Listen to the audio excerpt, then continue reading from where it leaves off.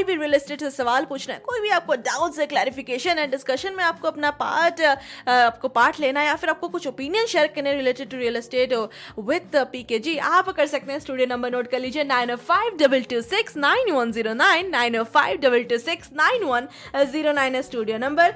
And PKG को welcome कर लेते हैं। Y media would like to welcome you to radio Y South Asian pulse drive time पे। PKG कैसे हैं आप? How are you? Thank you very much Sara and very good afternoon to all our listeners. जी बताइए। जी पीके जी, जब भी आपसे बात होती है रियल एस्टेट से इतने सारे सवाल ऑटोमेटिकली आ जाते हैं तो आज भी अब बिल्कुल बातचीत स्टार्ट करते हैं। हमारे लिस्टर्स को मैं बता दूं, स्टूडियो नंबर है 9052269109, 9052269109 पे कोई भी आपको सवाल पूछना है रियल एस्टेट से रिलेटेड, पीके जी के साथ बातचीत करनी है आपको, कर सकते हैं 9052269109। पीके जी, बातचीत चल रही थी सुबह से भी एंड आज भी कुछ खबरें भी ऐसे आ रही थी कि जो हाउसिंग अफोर्डेबिलिटी है वो मैं सुन रही हूँ वर्स्ट की तरफ जा रहा है। इज इट ट्रू पीके जी? हाँ, ये तो second worst in the history of Canada. बताइए आप। It is the second worst affordability in Canadian history, housing affordability. 80s में आई थी ये, जब इंटरेस्ट रेट 18% 20% हो गया था, और लेकिन चलो प्राइस कम था घरों का, लेकिन वो इतना बड़ा इंटरेस्ट उस जमाने की इनकम के हिसाब से वो अभी तक वर्स्ट माना जाता है। ये भी जो अभी जो इस वक्त चल रहा है ये सेकंड वर्स्ट है, और अगर इसको सुधारा ना गया या इसके ऊपर एक्शन ना लिया गया तो ये शायद उससे आगे ना निकल जाए। और एक और बड़ी एक इम्पोर्टेंट बात है जो कि मैं बताना चाहता हूँ, जब भी ऐसी अफोर्डेबिलिटी वर्स्ट होती है that always followed by the recession, और ये रिसेशन नजर आना शुरू हो गया। लोगों की इनकम के हिसाब से लोगों ने खर्च करना कम शुरू कर दिया, कर नहीं पा रहे, मॉल खाली नजर आ रहे हैं, शॉपिंग्स कम हो चुकी हैं, एम्प्लॉयमेंट के ऊपर थोड़ा प्रॉब्लम आ चुकी है, जीडीपी वगैरह उसकी फिगर्स खराब आनी शुरू हो गई हैं, इंटरेस्ट रेट जो है अभी आएगा नीचे, अभी तो आएगा के चक्कर में हम लोग बैठे हुए हैं। तो ऐसी worst affordability is always followed by the recession, और रिसेशन हमें नजर आना शुरू हो गया है। तो ये तो is not a good news, लेकिन यस अब क्या कर सकते हैं, जो सच्चाई है। अब सरकार अब देखो आ रहा बार बार कि भाई ये कर रही है वो कर रही है, 3.5 मिलियन घर 2030 तक बना देगी, 2040 तक बना दे, बहुत बड़ी बात। लेकिन वो जो है प्रॉमिसेस, इलेक्शन प्रॉमिसेस कह लो या जो मर्जी कह लो, कोशिश है, कई चीज आई है। अभी देखो रेंटल के ऊपर भी पीछे ब्रैम्पटन में भी एक रिपोर्ट आई, और बाकी सरकार भी कर रही है, कई चीजें हैं। लेकिन मेन बात तो आपने जो कहा अफोर्डेबिलिटी, वो दोनों को खराब हो गई। हाउसिंग अफोर्डेबिलिटी रेंटर के लिए भी और बायर के लिए भी ये इसका वर्स्ट चल रही है, सेकंड वर्स्ट है। चलो अभी तक वन वाला अभी काला दबा नहीं लगा, but yes this is what is happening now. अभी तक पीके जी वैसे आपने कहा काला दबा नहीं लगा है, वर्स्ट अभी तक पूरा नहीं हुआ, लेकिन होने के चांसेस है। Is it going in that direction? No, जिस हिसाब से मुझे अब लग रहा है, अभी 6 दिसंबर को जो इंटरेस्ट रेट रुका, जो खबरें आनी शुरू हुई हैं कि अब ये इंटरेस्ट रेट नीचे जाएगा, इसने इनको वार्न करना शुरू कर दिया था बैंक ऑफ कनाडा को कि देखो संभल जाओ, नहीं तो डेविड रोजनबर्ग सबसे मेन प्रवक्ता, ये वो हैं जिन्होंने 2008 का जो प्रेडिक्ट किया था, जो बड़ा भारी क्राइसिस आएगा, आपने देखा था अमेरिका में क्या हुआ था और पूरे वर्ल्ड में उसका क्या असर पड़ा था, ये वही थे जिन्होंने प्रेडिक्ट किया था और वो हुआ था। वही अभी प्रेडिक्ट कर रहे हैं कि वो टाइम आने से पहले 8 बार वो कह रहे हैं कम से कम इनको इंटरेस्ट रेट कम कर देना चाहिए मिडल ऑफ 2025 तक, 8 बार 25 बेसिस पॉइंट यानी कि % इनको कम कर देना चाहिए, नहीं तो डिफॉल्ट स्टार्ट हो जाएंगे, बड़े जबरदस्त डिफॉल्ट स्टार्ट हो जाएंगे। और ये डिफॉल्ट क्योंकि 48% लोगों की मॉर्गेज बढ़ने वाली है 2024, 25, 26 के अंदर। अगर ये डिफॉल्ट अपने आप आगे और बैंकों का पैसा डूबना शुरू हो जाएगा, इससे अच्छा क्यों ना पहले ही इंटरेस्ट रेट कम कर दिया जाए। ठीक है, मेरे फेवरेट जो इकोनॉमिस्ट है मिस्टर बेंजामिन ताल, उन्होंने तो कहा है कि by the end of 2024 150 basis point कम होगा इंटरेस्ट, यानी कि 6 बार 25 बेसिस पॉइंट 6 बार नीचे कम होने की उनको पूरी उम्मीद है। उन्होंने बड़ा अच्छा एक लाइन बोली, ये टग ऑफ वॉर चल रही है between slowing economy and sticky inflation, और उसका जो है ये आइडियल एनवायरमेंट है फॉर बैंक ऑफ कनाडा कि वो इंटरेस्ट रेट को नीचे लेना शुरू कर दिया। आइडियल है बिल्कुल, टाइम उनको ऑटोमेटिकली माहौल ऐसा बन गया कि उनके हक में जा रहा है कि अब इंटरेस्ट रेट को नीचे लाना। वो ये भी कह रहे हैं कि ये भी उनको पता है कि बैंक ऑफ कनाडा पैनिक नहीं करेगा, तो जिस हिसाब से मक्कलन साहब चल रहे हैं वो बिल्कुल सियानत से चल रहे हैं। वो 50 बेसिस पॉइंट 75 बेसिस पॉइंट ऐसे नहीं कम करेंगे, वो स्लोली 25 बेसिस पॉइंट करके नीचे लाएंगे। क्यों? क्योंकि वो ये भी नहीं चाहते कि जल्दी नीचे ला के फिर वही हॉकिश मार्केट जिसे कहते हैं ना, एकदम से वो वाला वर्ड, वो चीज सामने ना आ जाए। हॉकिश मार्केट है ना, वो वर्ड अभी तो लागू हो रहा है, लेकिन वो एक ना एग्रेशन में चले जाए, उसके बाद जो है वो प्रॉब्लम में आ जाए। और इस बात को सेकंड डेविड वाट साहब ने भी किया है, HSBC के जो चीफ इकोनॉमिस्ट है, उन्होंने भी ये बात बोली है कि यस इनको स्लो चल के अब नीचे ले आना चाहिए। वो अपनी इंटरव्यू में दे रहे थे बैंक ब्लूमबर्ग को, BN ब्लूमबर्ग को, वहाँ उन्होंने ये बात कही। देखिए जी, एंड एक रीजन भी हमने खबरें पढ़ी थी, एंड उससे पहले आई थिंक एक कॉलर भी हमारे साथ जुड़ रहे हैं, तो उनसे थोड़ी बातचीत कर लेते हैं। हाँ जी, आप ऑन एयर है जी। हेलो सब्रवाल जी, नमस्कार जी। नमस्कार जी, कौन सा बोल रहे हैं जी? मैं गिरीश बोल रहा हूँ जी। हाँ गिरीश जी, क्या हाल है आपकी? वैसे तो आवाज पहचान ली थी, मैं दोबारा कंफर्म होना चाहता था। बड़ी मीठी आवाज है आपकी। देखिए अभी मीठा ज्यादा खाते हैं सर आप? हाँ जी, थोड़ा मीठा पसंद है हम। मीठे के शौकीन आप मेरे जैसे? हाँ जी, हाँ जी। पता नहीं, मेरी आवाज मीठा खाने के बाद भी कड़वी है, आपकी मीठी है। अब सब्रवाल साहब, मिष्ठानम ब्राह्मणम प्रियम, राइट कहते हैं। तो बताइए सर। तो मीठा। अच्छा सब्रवाल, देखिए ये है कि अब ब्रैम्पटन में भी ना ये जो लाइसेंसिंग का चक्कर चला हुआ है, हाँ जो जी, लोग हाँ जी। 24 बंदे रखे इन लोगों ने, तो उससे थोड़ा क्रैकडाउन होगा, तो उससे थोड़ी सी लोगों को दिक्कत आएगी। इसके बारे में मैं कहता हूँ कि मेरे हिसाब से अच्छी बात है, क्योंकि इन्होंने पायलट प्रोग्राम शुरू किया है। 1 जनवरी से शुरू हो रहा है ना, अभी ये 1 जनवरी आ गई, सिर पे आ गई। और पायलट प्रोग्राम के अंदर वार्ड इन्होंने 5 सिलेक्ट किए हैं मेरे ख्याल से, 1, 3, 4, 5 और 7, 5 इन्होंने वार्ड नंबर। ये वार्ड जो है ना, ये एरिया भी इन्होंने ठीक चुना मेरे हिसाब से।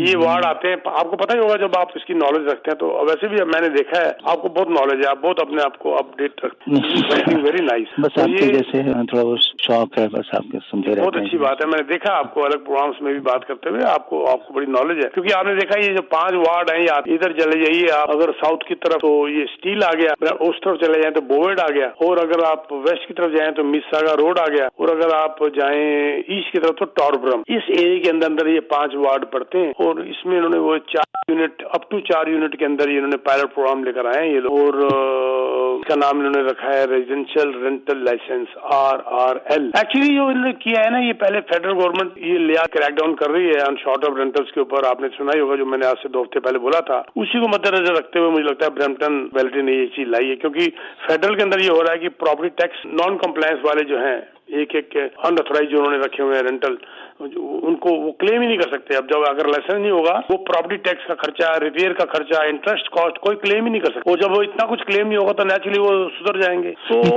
आपने जो कहा ठीक नहीं है, मुझे बात शायद किसकी वजह से ठीक नहीं कह रहे आप? टेनेंट की वजह से कह रहे हैं नहीं ठीक, या जो इन्वेस्टर वाले हैं उनके लिए उनके लिए अगर ठीक नहीं है, मेरे को लगता है बहुत ठीक है। पता क्यों? जो गलत इन्वेस्टर है ना, उनके लिए ठीक नहीं है, उनके लिए ठीक नहीं भी होना चाहिए। यस, हाँ ये बात ठीक है ना जी। अच्छा। जो देखो, चोर के लिए कोई घर नहीं होना चाहिए, चोर के लिए कोई जगह नहीं होनी, उसके लिए कोई लीनियंस। एक ईमानदार इन्वेस्टर है, वो पूरे रूल्स फॉलो कर रहा है, उसके लिए तो बहुत अच्छा हो रहा है। हाँ, उनके लिए गड़बड़ हो रही है, आपकी बात से बिल्कुल सहमत हूँ। जिन्होंने हर जगह कहीं ना कहीं चोरी करनी है, छुपाना है, टैक्स खाने, नॉन कंप्लायंस आपने ये रख लिया। एक घर के अंदर मैंने देखा 15 बच्चे बैठे हुए हैं। सब उन्हीं की वजह से तो गाड़ी सब कुछ हालत खराब हुई है वैसे तो। ये लाइसेंस मुझे लगता है बहुत हद तक अच्छा काम करेगा सर। अच्छा, इसको इम्प्लीमेंट कैसे करेंगे? मेरे को ये डाउट है थोड़ा, ये बताइए। ये $300 की फीस इन्होंने रखी है साल की। उसमें पहले 3 महीने शायद इन्होंने माफ करी है, उसके बाद अगले 3 महीने शायद हाफ है। ऐसे करके आपको फीस देनी है, और उसके बाद इंस्पेक्शन हुआ करेंगी। देखो पहले ब्रैम्पटन ने क्या किया, वो बता के आएगा, वैसे ही घुस जाएगा या कैसे? कोई जो इंस्पेक्टर है वो कोई पहले एडवांस नोटिस दे के आएगा? ये तो कुछ पता नहीं सर, अभी इसके बारे में अभी पूरी क्लियर अभी आया नहीं है। लेकिन ये आपने देखा होगा, बड़े ढंग से चले हैं। पहले 2 साल तो इन्होंने आपको अलाउ किया कि आप अपने लीगल बेसमेंट बना लो। देखा ना आपने, फ्री इन्होंने किया हुआ था, आइए अप्लाई करिए, और बहुत लोगों ने बनवाए। उसके बाद उन्होंने क्रैकडाउन शुरू कर दिया। बताइए जी, यहाँ आपका बेसमेंट के अंदर लाइसेंस है नहीं है, आपके पास ये लीगल सर्टिफिकेट है नहीं है, तो उसमें या तो स्टोव नहीं रहेगा या वॉशरूम नहीं रहेगा, दोनों से एक चीज नहीं रहेगी। अच्छा, या तो स्टोव उठा दीजिए या वॉशरूम बंद करिए, तो नेचुरली दूसरा परिवार नहीं रह सकता। तो अब जो क्रैकडाउन किया, अब इसको एक और अब शॉर्ट टर्म के ऊपर कर रहे हैं, I think which is a very good thing. अच्छा, लेकिन एक बात, फिर ये बच्चे जाएंगे कहाँ? इतने स्टूडेंट्स आ रहे हैं, इनको आगे मुश्किल पड़ रही है। इसके लिए भी बड़ा फेड ने जो भी अभी ऐलान किया है, बड़ा अच्छा लगा मुझे। हाउसिंग मिनिस्टर ने भी इसको शाबाशी दी। इमिग्रेशन मिनिस्टर ने जो कहा कि अब जो स्टूडेंट आएंगे, they are planning, they are thinking कि उनकी फाइनेंशियल स्ट्रेंथ को भी देखा जाएगा। लेकिन सब्रवाल साहब, वो गाना अब बहुत देर कर दी सनम आते आते, राइट? वेरी गुड, क्या बात है, बड़ा हंसी मजाक है, वेरी नाइस है। तो कोई बात नहीं, आ तो गई। हाँ जी। अच्छा, एक और जी, तो ये जो है ना फाइनेंशियल स्ट्रेंथ, उसके ऊपर जब ये स्टूडेंट आएंगे तो naturally they can afford to stay, एक स्टूडेंट एक रूम के अंदर, तो 3-3, 4-4 घुसे हुए हैं। तो ये जब लीगलाइज हो जाएगा तो इनका से प्रॉपर्टी टैक्स तो कुछ बढ़ जाना चाहिए, राइट? क्योंकि अभी नेचुरली जब ये होगा तो जब आपको पता ही है, जब आपकी लीगल बेसिस बनती है तो प्रॉपर्टी टैक्स तो बढ़ जाता है ना सर। सरकार को भी तो बेनिफिट होता है ना। Yes okay sir, thank you so much. Thank you sir, thank you Girish ji. Thank you so much Girish ji. And अगर आप लोगों को भी कोई भी सवाल पूछना है, स्टूडियो नंबर एक ही है 9052269109 9052269109। पीके जी, गिरीश जी जब भी कॉल करते हैं ना बड़े इंटरेस्टिंग सवाल लेके आते हैं, बड़ा अच्छा लगता है कॉन्वर्सेशन। ये ना ये मेरे को अच्छा और सबसे बड़ी बात है कि ये नॉलेज भी रखते हैं। हाँ जी जी जी बिल्कुल। हाँ और वो जो था ऐसे बात करने वाले को भी मजा आता है, डिस्कस करने वाले को भी मजा आता है जब आप प्रैक्टिकल हैं, प्रैक्टिकल बात कर रहे हैं, अनाप शनाप बातें नहीं कर रहे और जेन्युइन बात कर रहे हैं, तो फिर तो डिस्कशन में भी मजा आता है। बिल्कुल बिल्कुल बिल्कुल मजा आता है ना, इसलिए मैंने इनका नाम जीनियस गिरीश रखा हुआ है। जब भी कॉल करते हैं मुझे, मैं इनको निकनेम से बुलाते हैं, जीनियस गिरीश जी बुलाते हैं मैं। एनीवेज पीके जी, एक और भी खबर आ रही है कि अराउंड 2.5 यानी 2,50,000 तक कंपनी जो है, फर्म्स है, वो फेलियर की तरफ जा रही है। Is it true? इसका रीजन क्या है? वाह, अच्छा ये मुझे लगता है सीबा से कनेक्टेड आपका क्वेश्चन है जी। क्योंकि ये जो 2,50,000 जो है ना, ये जो है ना, जो आपको याद होगा कि ये जो लोन मिले थे स्मॉल बिजनेसेस को, जो लोन मिले थे 40,000 एक मिला था इंटरेस्ट फ्री और 20,000 एक मिला था, $60,000 मिले थे जी। और जिसका नाम था सीबा का मतलब था Canada emergency business account, Canada emergency business account. इसमें सरकार ने दिए थे 40,000 20,000 दिए थे, जिसमें उन्होंने ये कहा था कि 40,000 आपको वापस करने पड़ेंगे, जब हम मांगेंगे उसमें फिर आपको 20,000 माफ कर दिए जाएंगे। जी जी जी। अब वो टाइम आ गया। इसमें मैं पहले इसकी बैकग्राउंड बता देता हूँ आपको, बड़ा अच्छा क्वेश्चन है आपका जी। 9 लाख अराउंड 900,000 स्मॉल और मीडियम साइज कंपनीज ने ये लोन लिए थे, इनको लोन दिए गए थे, उनके बैंकों ने दिए थे 40,000 एक और 20,000 एक, कोविड के टाइम पे दिए थे, जो इकोनॉमिक शॉक था कोविड का, उसके लिए। इसके ऊपर सरकार ने ना लगभग 49 और 50 बिलियन डॉलर बांट दिए थे। 49 बिलियन डॉलर सारे मिला के बांट दिए थे। उसके बाद उन्होंने कहा था जी इसको आपको दिसंबर 2022 तक वापस करना पड़ेगा, फिर उन्होंने एक्सटेंड कर दिया दिसंबर 2023 तक वापस करना पड़ेगा, फिर अभी उन्होंने फिर एक्सटेंड कर दिया 18 जनवरी 2024 तक आपको वापस करना पड़ेगा। अगर आप 40,000 वापस कर दोगे तो आपके 20,000 माफ हो जाएंगे। इस मुतल्लक वो फिगर जो आपने कही ना 2,50,000, मेरे दिमाग में सीधा ये पूरा स्टोरी मेरे सामने आ गई कि इसके ऊपर इकोनॉमिस्ट ने कहा है और कई लोगों ने प्रोटेस्ट किया है कि जब ये पैसे 40,000 वापस करने पड़ेंगे तो 2,50,000 स्मॉल बिजनेसेस फेलियर के रिस्क पे आ जाएंगे। उनके पास इस रिसेशन वाले टाइम में $40,000 देने के लिए नहीं है। ठीक है, तो अगर वो 40,000 देते हैं तो 20,000 फॉरगिवन हो जाएंगे। पहली बात, अगर वो नहीं दे पाएंगे तो अब उनके ऊपर कर्जा 60,000 का हो गया 40 की बजाय। अगर दे देते हैं तो सारा कर्जा माफ, 20,000 भी खत्म। तो वो इसका दुविधा में फंसे हुए हैं, राइट। तो वैसे तो ये भी एक बात बीच में आई है कि वो कन्वर्ट कर दिया जाएगा और 5% रेट, इंटरेस्ट रेट उसके ऊपर चार्ज कर लिया जाएगा और जिसको टर्म लोन में आप 2026 तक वापस कर सकते हो। पर अभी ये एक बात क्लियर नहीं आई कि क्या इसमें 20,000 माफ हो जाएगा कि नहीं होगा, ये देखने वाली बात है। अच्छा, अब रही बात, आपने कहा ये जो वो कंपनी है स्मॉल बिजनेसेस है, आउट ऑफ 900,000 2,50,000 यानी कि लगभग 26-27% वो फेलियर के रिस्क में आ रही हैं businesses, which is a humongous जिसे कहते हैं, एकदम से फिगर है। लेकिन दूसरी तरफ से अगर सोचे ना सायरा, तो ये जो है ना आपका, अगर ये गवर्नमेंट इसको एक्सटेंड कर देती है मान लीजिए 1 और साल जी, एंड ऑफ 24, तो सरकार के ऊपर भी 900 मिलियन का एक्स्ट्रा खर्चा आ जाता है। 900 मिलियन का एक्स्ट्रा खर्चा आ जाता है, राइट। देखो क्या होता है, मेरे को लग रहा है शायद सरकार इसको थोड़ा और एक्सटेंड करेगी, मुझे से लग रहा है। तो बाकी देखो अब आगे क्या होता है, बाकी ये तो अब कल ही पता चलेगा। By the end of this year 31 दिसंबर तक मुझे लगता है कोई ना कोई खबर आएगी। जी। Very nice. अपना नंबर फिर दे दीजिए एक बार, शायद कई लोग कॉल करना चाहते हैं। बिल्कुल बिल्कुल वही। मैं यहाँ पर एक बात कहना चाहता हूँ जी। सारा, कि जब देखो ये बात तो माननी है कि एक्सेप्शंस आर ऑलवेज देयर, कहते हैं एक्सेप्शंस आर ऑलवेज देयर, उसको छोड़ दो। एक वाकई परेशानी में है बिजनेस तो वो बात अलग है, लेकिन जब ये लिया था 60,000 और पता था 40,000 वापस करने पड़ेंगे, तो प्लान क्यों नहीं किया गया? ठीक है, मैं गलत तो नहीं कह रहा। नहीं, प्लान क्यों नहीं किया अकॉर्डिंगली कि आपको 2 साल में वापस करने होंगे? वो तो सरकार ने 1 साल और बढ़ा दिया बाद में। तो अब भी अगर बिजनेस परेशानी में जा रहे हैं, एक तो जेन्युइन भी हो सकते हैं, पर एक ये भी तो हो सकता है, मैंने बहुत सुना है, हमें को भी कहीं ने बताया, गवर्नमेंट से 40,000 लिए, क्रूज में चले गए, 20,000 खर्च करके आ गए, 10,000 खर्च करके आ गए, घूमने फिरने चले गए, चलो जी फ्री का पैसा है। तो अब जब वापिस देने की बात आई, फिर वो मुझे अपनी बातें याद आ जाती हैं, लाइन याद आ जाती है, मिलता तो बहुत कुछ है इस जिंदगी में, पर हम गिनती उसकी करते हैं जो हासिल ना हो सका। जी है ना, कहावत मशहूर है ना, हम गिनती उसी करते हैं जो हासिल ना हो सका। जब तक हासिल हो गया हम भूले हुए, जब वापस देना पड़ा तो अभी मौत पड़ रही है।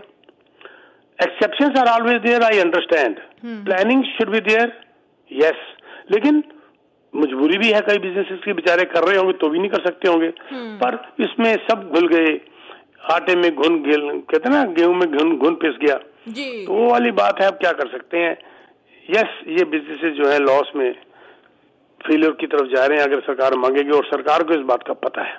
जी जी पीके जी, सरकार की अगर हम बात करें तो when we are talking about housing, तो शॉर्ट टर्म रेंटल्स को लेके कुछ रीसेंट अपडेट आई है, इसके बारे में थोड़ा बताइए। हाँ, ये जो भी पहले भाई साहब ने पूछा ना, गिरीश जी ने जो बात की थी अभी, तो ये वही वाली रिपोर्ट की बात कर रहे थे गिरीश जी। तो ये रिपोर्ट आई ना, ये जो रिपोर्ट 2 आई है, एक तो फेड्स की आई है और एक जो आई है ये ब्रैम्पटन की। तो ये गिरीश जी जो है ना इस वक्त ब्रैम्पटन की बात कर रहे थे, जब ये कहा कि ये बुरा होगा या ऐसी कुछ बात कर रहे थे ना, जो इन्होंने शुरू किया। तो जब मैंने बात करी कि ये बुरा किसके लिए होगा, क्या, तो ये इतना, सॉरी 1 मिनट होल्ड करिएगा, बीच में पता नहीं क्या बच गया, सॉरी 1 मिनट। जी नो प्रॉब्लम। तो ये तो बात नहीं कहाँ से क्या आता जा रहा है बीच में, सॉरी। तो ये जो है रेंटल का जो है, ये अपना एक फेड गवर्नमेंट का था, फेड सरकार का था, और एक जो है ये ब्रैम्पटन का मैंने बता दिया गिरीश जी को, और फेड्स ने भी इसके ऊपर रूल्स लेके आ रहे हैं, क्रैकडाउन कर रहे हैं ऑन शॉर्ट टर्म रेंटल्स। जो नवंबर में वो लोग आए थे कि कुछ आउटलाइन कर रहे हैं पैरामीटर, जिसके अंदर की ये जो operators will fail to comply with the licensing, उनके ऊपर ये लग जाएगा झटका, जैसे प्रॉपर्टी टैक्स वगैरह, रिपेयर्स वगैरह, इंटरेस्ट कॉस्ट वगैरह, ये वो खर्चा क्लेम नहीं कर सकते। जब नहीं करेंगे तो नेचुरली वो शॉर्ट टर्म से हटके फिर लॉन्ग टर्म में जाएगा, तो शायद लॉन्ग टर्म रेंटल का कुछ सॉल्व हो जाए प्रॉब्लम। ये देखो अब आगे क्या होता है, लेकिन ये जो इसके अंदर उन्होंने लिमिट डाली है कि up to a limit of 4 units तक उन्होंने ये लिमिट डाली हुई है, जिसका नाम उन्होंने रखा है residential rental license, RRL, Brampton ने रखा है इसका नाम, और it is good happening, it's good, देखो क्या होता है आगे। जी, तो सायरा हमारा भी टाइम हो रहा है, तो कुछ आपने पूछना हो पूछिए, नहीं तो फिर आगे मैं कंक्लूड करूं थोड़ा सा। जी बिल्कुल, एक और सवाल भी है PK ji, and I think everybody would be looking forward to it, is जो रिसेंटली अभी home buyer people are looking forward to it if they want to, तो न्यू होम बायर्स के लिए आपकी क्या एडवाइस होगी? This is the right and the best time to buy. देखो, आप सोचिए, जब आप मांग रहे हैं और आपको नहीं मिल रहा और आप लाइनें लगा के खड़े हैं, वो वक्त अच्छा है जब आप खड़े हैं और देने वाला आपके आगे पीछे भाग रहा है। आप किस वक्त लेंगे? जब देने वाला आपके आगे पीछे भाग रहा है, क्योंकि आप ड्राइविंग सीट पे आ गए। दिस इज द टाइम जब 1-1 लाख कीमत गिर चुकी है। मैं बताता हूं, टोरंटो में 1 महीने के अंदर $1 लाख कीमत गिरी है डिटैच घरों की। 1.7 मिलियन से 1.6 मिलियन में कीमत आ गई है, और सेल 21% गिरी है। मैं मेन टोरंटो की बात, डिटैच घरों की बात कर रहा हूं इस वक्त जी। और वैसे अगर बात करें जाए, टोटल ऑन एवरेज जो है जो ड्रॉप हुआ है जीटी के अंदर 8.8% अक्टूबर से ड्रॉप हुआ है, सेल्स ड्रॉप हुई है और फिर 4,200 समथिंग रह गई है सेल्स। तो जीटीए के अंदर प्राइस जो है वो 3.9 गिरा है, टोरंटो में सबसे ज्यादा गिरा प्राइस वैसे तो। और देखिए इन्वेंटरी मार्केट के अंदर 40.7% बढ़ गई है जीटी के अंदर, 40.7%। सोचिए एक मकान लेना है और 40 मकान बढ़ गए जी, यानी कहा 10 मकान थे अब 14 मकान हो गए, तो आपकी चॉइस बढ़ गई, बायर की चॉइस बढ़ गई। अब वो थोक बजा के ले सकता है, प्राइस गिर गए और आगे प्राइस बढ़ते नजर आ रहे हैं क्योंकि इंटरेस्ट रेट कम होने की उम्मीद हो गई है। तो क्या कहेंगे, यही राइट टाइम है लेने के लिए। अगर आप ये सोचते हैं जब पूरा रेट इंटरेस्ट गिरेगा तब लेंगे, तो वो डेट तो किसी ने दी नहीं, पूरा गिरेगा। ये तो है नहीं कि 26 जनवरी वाले दिन गिर जाएगा उस दिन आप घर ले लोगे। कब गिरेगा कब बढ़ेगा, आज की मार्केट का बेनिफिट उठा लीजिए और इंटरेस्ट रेट गिरना ही है 3-4 महीने बाद, 3-4 महीने का इंटरेस्ट का झटका खाइए और वहां का बेनिफिट भी ले लीजिए और वेरिएबल इंटरेस्ट रेट रखिए ताकि जब इंटरेस्ट रेट गिरे तो आपका भी साथ साथ गिरता जाए, फिक्स में मत जाइए। तो आप दोनों मार्केट का फायदा ले सकते हो, गिरे हुए इंटरेस्ट रेट का भी और गिरी हुई मार्केट का भी और आपकी चॉइस का भी। This is the right time to hit the market. ये मौका दोबारा नहीं आएगा, मैं बार बार कह रहा हूं। रीसेल मार्केट के अंदर भी और प्री कंस्ट्रक्शन इन्वेस्टमेंट्स के अंदर भी मोटे मोटे डिस्काउंट हम बिल्डरों से दिलवा रहे हैं, ऐसे ऐसे डिस्काउंट दिलवा रहे हैं जो अनबिलीवेबल है। प्राइस लिस्ट के ऊपर भी 2-2, 3-3 लाख तक के हमने डिस्काउंट दिलवाए हैं, डिपेंडिंग ऑन कितना बड़ा यूनिट है आपका। बहुत बड़े बड़े डिस्काउंट, रेंटल टॉपअप, फिर कैश फ्लो पॉजिटिव, बहुत कुछ दिलवा रहे हैं। तो यस, आपका एक क्वेश्चन जाते जाते बड़ा जबरदस्त था। This is the right market to, this is the right time to hit the market by the home buyers. क्या बात है। हाँ, ये बहुत अच्छा आपका क्वेश्चन था और थैंक यू वेरी मच है। तो हमारे साथ एक कॉलर भी जुड़ चुके हैं, पीके जी, एक कॉलर जुड़ चुके हैं, उनसे भी सवाल ले लेते हैं। जी अमित जी, आप ऑन एयर है। जी पीके जी, नमस्कार जी। नमस्कार जी। ठीक है जी, ये मुझे एक तो ये बताना था, जो भी आप बिल्कुल बता रहे हैं, मैं बिल्कुल अग्री करता हूँ इस बात से, क्योंकि मुझे भी ऐसा लगता है कि सिर्फ बायर नहीं, सेलर भी न्यूज देखता है, सेलर भी रेट ऑफ इंटरेस्ट गिरने का वेट कर रहा है और वो घास नहीं खाता, तो वो भी रोक के बैठा हुआ है। तो बाद में होगी मल्टीपल बिडिंग, तो उठाएंगे उस टाइम पे, जितने आएंगे फिर 20 बायर एक साथ खरीदने, तो सेलर का भी फायदा है। तो ये मैं सेलर के पॉइंट ऑफ व्यू से उसको नहीं बेचना चाहिए अभी, मैं बायर के पॉइंट ऑफ व्यू से बोल रहा था, क्योंकि इन्होंने मेरे से बायर का क्वेश्चन पूछा। जी सर, जी ठीक है ना, इन्होंने मेरे से बायर का क्वेश्चन पूछा तो मैंने बायर के पॉइंट ऑफ व्यू से बोला। अगर ये मेरे से सेलर के पॉइंट ऑफ व्यू से पूछते तो मैं सेलर के पॉइंट ऑफ व्यू से बोलता कि मत बेचो, रुक जाओ। जी जी, कैसी लगी बात? मैं आपको उसके बाद छोटी सी स्टोरी बताऊं?